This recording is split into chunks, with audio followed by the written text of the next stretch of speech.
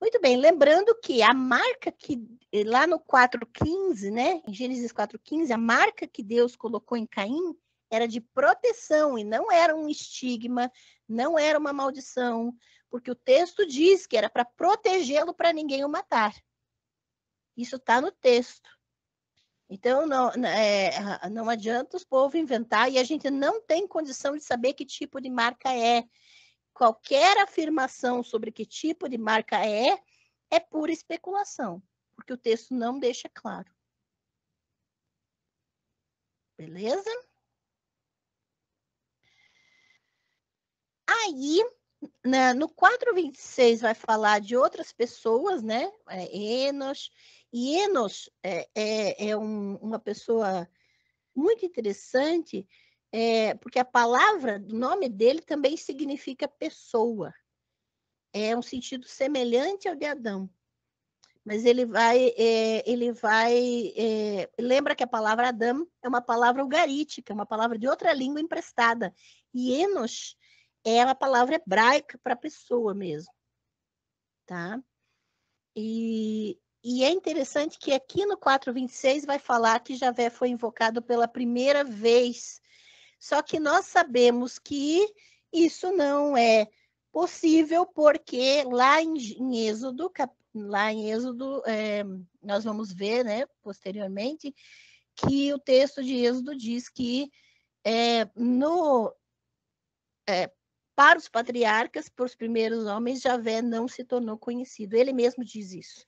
A gente vai ver isso nas duas últimas aulas, que a divindade, Javé, ele afirma que ele não se tornou conhecido antes de Moisés. Ele fala isso.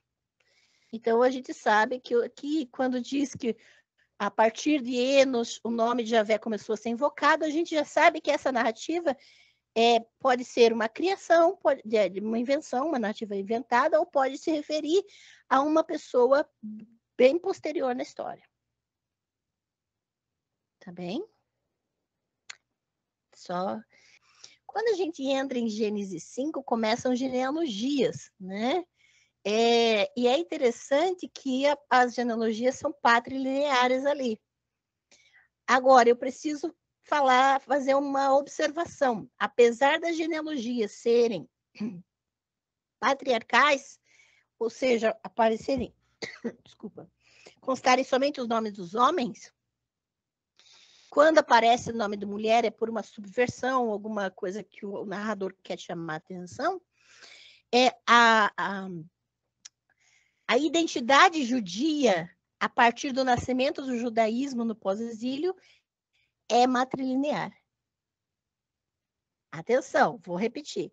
Apesar das genealogias, ou seja, eles representarem, por causa da cultura patriarcal, somente pelos nomes masculinos, uma pessoa só é reconhecida como judia na época do pós-exílio, inclusive na época de Jesus, se ele é filho de mãe judia.